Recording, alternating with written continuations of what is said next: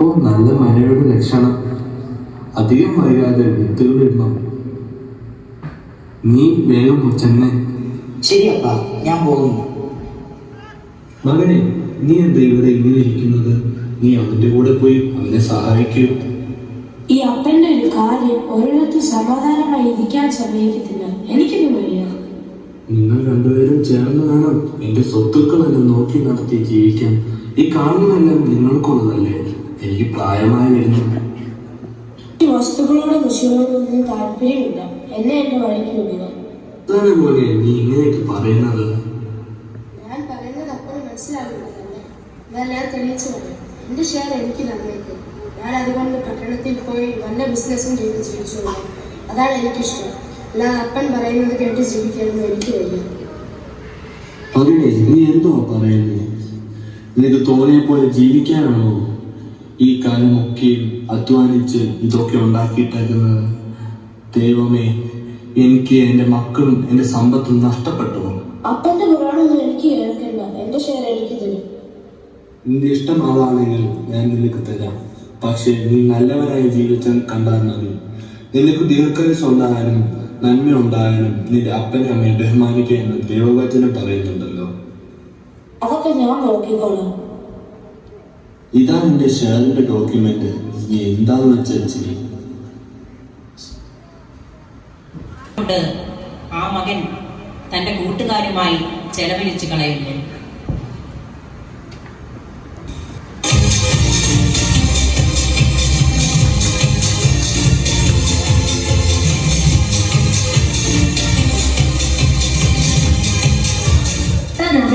എനിക്കറിയാമോ, എന്റെ ജ്യേഷ്ഠ ഇപ്പോൾ വയലിൽ കിടന്ന് കഷ്ടപ്പെടുന്നു. ഞാനിവിടെ ശ്രമിക്കുന്നു. എനിക്ക് ബുദ്ധി നേരത്തെ തോന്നിയില്ലല്ലോ. എടാ, നിന്നെ പോലെ കൂട്ടുകാരൻ കിട്ടിയത് നമ്മുടെ ഭാഗ്യമാണ്.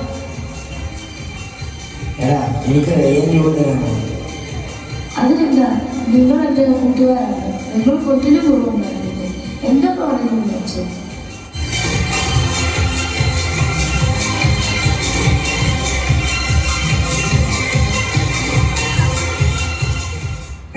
നമുക്കത് മോഷ്ടിക്കാം.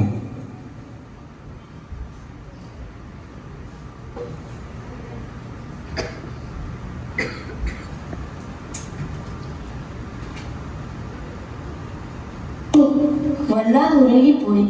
എന്റെ കൂട്ടുകാരല്ലേ എത്തിയെ? അയ്യോ ദൈവമേ, എന്റെ പൈസ എല്ലാം അവിടെ പോയി. എടാ സുമേഷ്, രമേശ്, നിങ്ങളെല്ലാം എവിടെയാണ്? ദൈവമേ, ഞാൻ ഇനി എന്തോ ചെയ്യും? എടാ സുമേഷ്, എന്റെ പൈസ ഒന്നും കാണുന്നില്ല. കഴിഞ്ഞ ദിവസം ഞാൻ തന്ന 5000 റിയാല് തിരികെ തരാമോ? പോടാ, നീ ആരാ? നിന്റെ കയ്യിൽ പൈസ ഒന്നും എന്റെ കയ്യില്ല. നീ പോകും. എടാ ഒന്ന് നിന്റെ കയ്യിൽ പൈസ ഉള്ളത് കൊണ്ടോ എനിക്ക് ഭയങ്കരമായിട്ട് വശക്കത്ത്. പോടാ പോടാ, എന്റെ കയ്യിൽ പൈസ ഒന്നുമില്ല. അല്ല, പണിയെ നോക്കിപ്പോ. ദൈവമേ, ഞാൻ എന്നെ എന്ത് ചെയ്യും? വല്ലാതെ വിശക്കുന്നല്ലോ. എല്ലാം നഷ്ടപ്പെട്ട ആ മകൻ ഒരു ജോലിക്ക് വേണ്ടി പലയിടത്തും അന്വേഷിച്ചു. അവസാനം പന്നികളെ വളർത്തുന്ന ഒരാളോട് ജോലിക്ക് വേണ്ടി കേഴുന്നു. യജമാനരെ, എനിക്ക് എന്തെങ്കിലും ജോലി തരുമോ? ഇവിടെ ജോലിയൊന്നുമില്ല. ഞാൻ എന്ത് വേണമെങ്കിലും ചെയ്യാം. ഒരു ജോലി തരൂ. അന്നാ ഒരു കാര്യം ചെയ്യും, എന്റെ പന്നികളെ പോയി നോക്കൂ. നോക്കാം യജമാനെ, എനിക്ക് എന്ത് കൂലി തരും? കൂലിയൊന്നുമില്ല. വേണമെങ്കിൽ പന്നിയുടെ ആഹാരം എടുത്ത് കഴിച്ചോ. ഓ, എന്തൊരു വിശക്കും. ഈ പന്നി ഇതിന് ആഹാരം എടുത്ത് തീരുന്നു. അതും തീരുന്നു. ചുമ്മാതല്ല നിന്നെയൊക്കെ പന്നിയെന്ന് വിളിക്കുന്നത്. എന്റെ ദൈവമേ, വല്ലാതെ വിശക്കുന്നല്ലോ. ഞാനിനി എന്തോ ചെയ്യും? അപ്പന്റെ അടുക്കൽ ചെന്ന് അവനോട്, അപ്പ, ഞാൻ സ്വർഗത്തോട് നിന്നോട് പാപം ചെയ്തിരിക്കുന്നു. ഇനി നിന്റെ പേരിന് ഞാൻ യോഗ്യനല്ല. നിന്റെ കൂലിക്കാരൻ ഒരുത്തിനെ പോലെ എന്നെ ആക്കണമേ എന്ന് പറയും.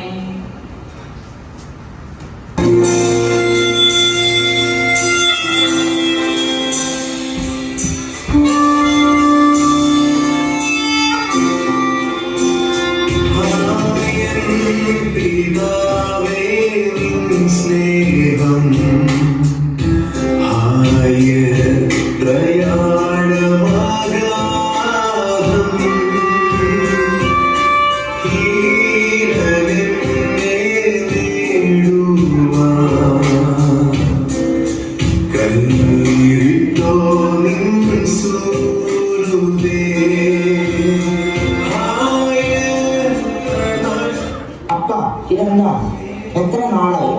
നശിപ്പിച്ചിരിക്കും.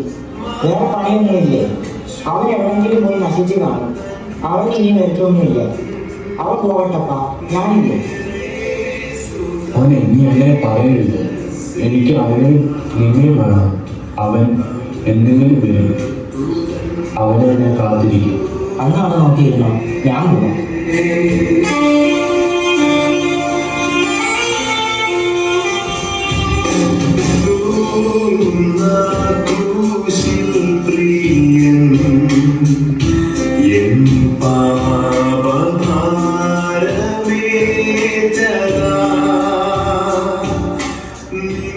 അതാരും വരുന്നല്ലോ. എടാ ദാസപ്പ, അത് നോക്കിക്കടാ, അതാരാ വരുന്നെന്ന്. നീ കണ്ണു കാണുന്നില്ല. എടാ ദാസപ്പ, ഇങ്ങോട്ട് വന്നേ. അതാരും ഒന്ന് നോക്കിക്ക. എനിക്ക് എന്റെ മകനെ പോലെ ഉണ്ട്. അയ്യോ, അതെന്റെ മോനല്ലേ? മോനെ നീ എവിടെയായിരുന്നു? ഞാൻ കാത്തിരിക്കുമായിരുന്നു. അപ്പ ഞാൻ അപ്പനോടും സ്വർഗത്തോടും പാപം ചെയ്തു. ഇനി നിന്റെ മകളെന്ന് വിളിക്കാൻ ഞാൻ യോഗ്യനല്ല. മോനെ, നീ അവനൊന്നും പറയില്ലേ? നീ വന്നല്ലോ, അത് വാ. എടാ ദാസപ്പ, നീ എന്തി? എടാ ദാസപ്പ, നീ നോക്കിക്കേ. എന്റെ നഷ്ടപ്പെട്ട മകൻ വന്നിരിക്കുന്നു. ഇവനൊരു നല്ലൊരു വസ്ത്രവും ഒരു നല്ലൊരു മോതിരം, നല്ലൊരു ചെരുപ്പിട്ട് കൊടുത്ത്, ഒരു മേത്തരമായ ഒരു കാളയും നടത്ത്. എല്ലാരും അയൽക്കാരെ എല്ലാരും വിളിച്ച്. ശരി യജമാനനെ, ഞാൻ ഏതെങ്കിലും മോതിരം എടുത്തോണ്ട് വരാം. എന്റെ ഈ മകൻ കാണാതെ പോയിരുന്നു, ഇപ്പോൾ കണ്ടെത്തിയിരിക്കുന്നു. എന്റെ ഈ സന്തോഷത്തിൽ നിങ്ങൾ സന്തോഷിക്കും.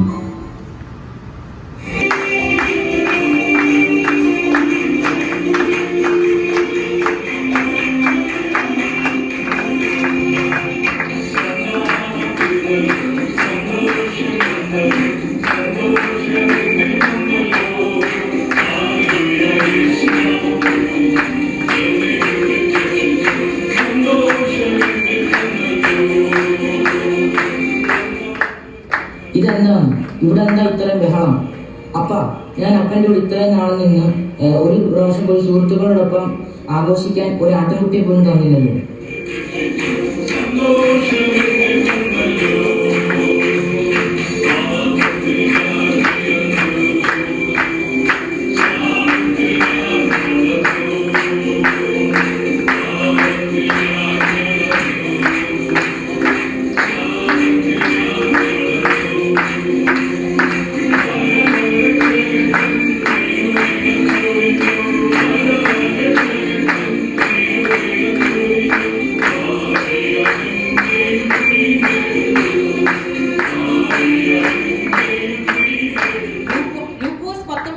പറയുന്നു, കാണാതെ പോയതിനെ തിരിഞ്ഞു രക്ഷിപ്പാനല്ലോ മനുഷ്യപുത്രൻ വന്നത്.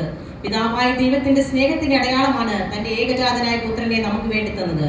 യോഹന്നാൻ 3:16 തന്റെ ഏകജാതനായ പുത്രനിൽ വിശ്വസിക്കുന്ന ഏവനും നശിച്ചു പോകാതെ നിത്യജീവൻ പ്രാപിക്കേണ്ടതിന് ദൈവം അവനെ നൽകുവാൻ തക്കവണ്ണം ലോകത്തെ സ്നേഹിച്ചു. ആ സ്വർഗീയ പിതാവിന്റെ സ്നേഹത്തിൽ നിലനിൽക്കുവാൻ കർത്താവ് നമ്മെ സഹായിക്കട്ടെ എന്ന് പ്രബോധിപ്പിച്ചുകൊണ്ട് ഞങ്ങളുടെ സ്പീച്ച് ഇവിടെ അവസാനിക്കും.